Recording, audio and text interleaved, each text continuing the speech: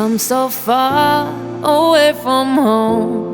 There's no way I'm turning back now. My destination is unknown, so I keep pushing, never slow down.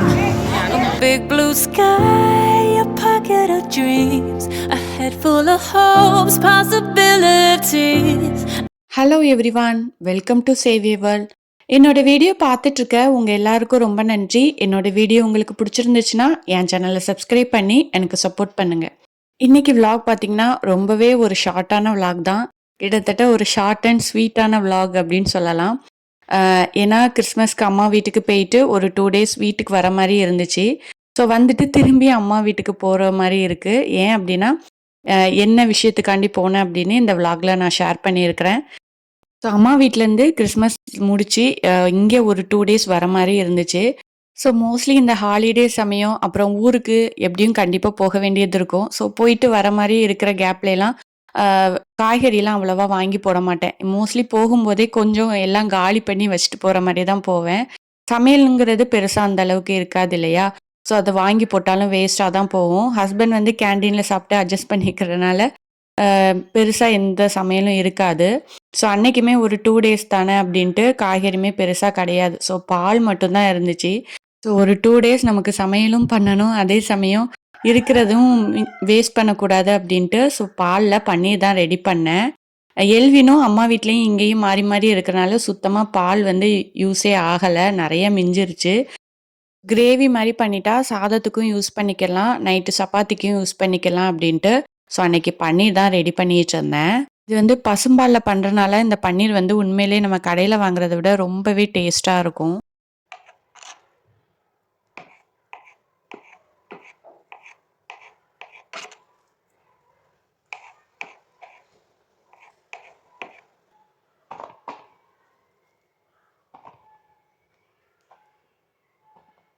So அன்னைக்கு பாலை வச்சு அன்னைக்கு சமையலே நான் finish பண்ணிட்டேன், பன்னீர் gravy பண்ணி.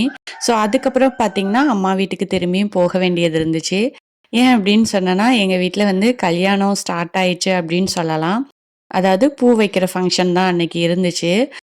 இது வந்து என்னோட மூத்த மாமா பையனுக்கு, எனக்கு வந்து மொத்தம் 3 மாமா 1 சித்தி. ஸோ அதில் வந்து ஃபஸ்ட்டு மாமா பையனுக்கு வந்து மேரேஜ் ஃபிக்ஸ் பண்ணியிருக்கோம்.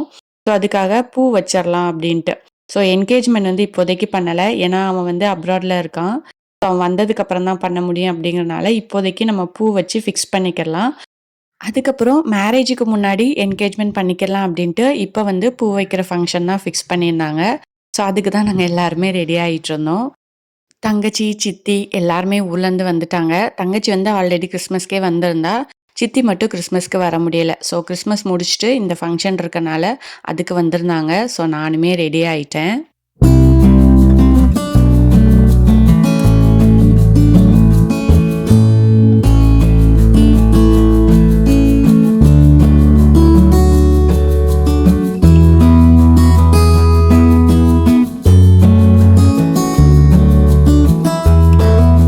அம்மா வீட்டிலேருந்து கிளம்பி நேராக 2வது மாமா வீட்டுக்கு தான் போயிருந்தோம். அங்கேருந்து தான் உங்களுக்கு பொண்ணு வீட்டுக்கு போகிற மாதிரி இருந்துச்சு.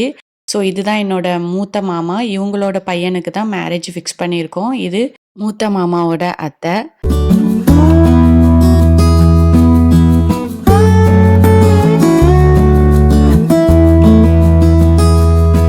மாமா வீட்டில் உள்ள குடில் ரொம்பவே நீட்டாக சிம்பிளாக அவ்வளோ ஒரு க்யூட்டாக இருந்துச்சு.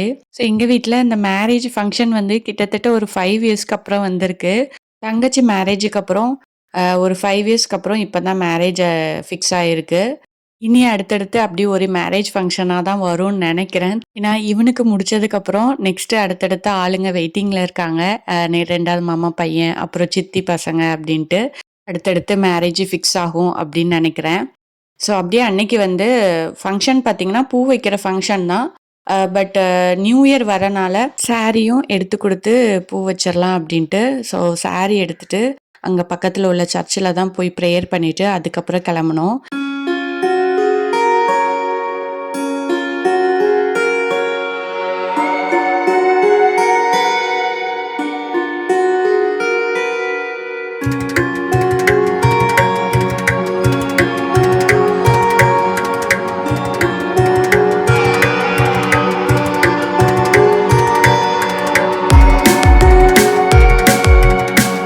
கிட்டத்தட்ட ஒரு குட்டி என்கேஜ்மெண்ட் மாரி தான் நடந்துச்சு. ஏன்னா தாம்பூலம், தட்டு எல்லாமே கொண்டு போயிருந்தோம். ஸோ அதெல்லாம் பார்க்கும்போது என்கேஜ்மெண்ட்டுக்கு கொண்டு போற மாரி ஒரு ஃபீல் இருந்துச்சு. ஸோ வெறும் சாரி மட்டும் கொண்டு போனா நல்லா இருக்காதுல்ல. ஸோ ஸ்வீட்டு, பழங்கள் எல்லாமே வச்சு ஒரு என்கேஜ்மெண்ட் ஃபீல் வந்து ஆட்டோமேட்டிக்கா வந்துருச்சு இதெல்லாம் கொண்டு போன உடனே. ஸோ பொண்ணோட ஃபேஸ் வந்து நான் இப்போதைக்கு ரிவீல் பண்ணல. பூ வைக்கிற ஃபங்ஷன் தானே அப்படின்ட்டு. மாப்பிள்ளையும் பொண்ணும் சேர்ந்து இருக்கிற மாரி நம்ம மேரேஜ் வீடியோல போட்டா நல்லா இருக்குமே அப்படின்ட்டு இப்போதைக்கு நான் பொண்ணோட ஃபேஸ் காமிக்கல. ஸோ நாங்க ஃபங்ஷனுக்கு போனது, வந்தது இந்த மாரி தான் இந்த வீடியோல நான் உங்க கூட ஷேர் பண்ணியிருக்கேன். ஸோ எங்க வீட்ல வந்து இப்போதைக்கு கல்யாண கலை வந்து ஸ்டார்ட் ஆயிடுச்சு அப்படின்னு சொல்லலாம்.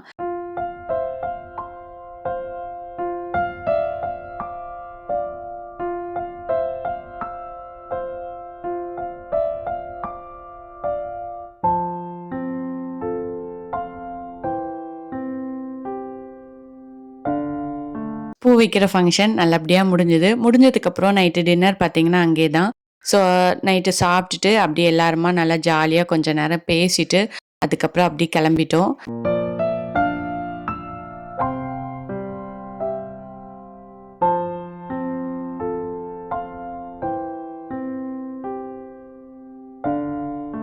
ஸோ இதோட இந்த வீடியோ முடிச்சுக்கிறேன். ஏன்னா இது ஆல்ரெடி சொல்லியிருந்தேன் ரொம்பவே ஒரு ஷார்ட் அண்ட் ஸ்வீட்டான விளாக் தான் அப்படின்ட்டு.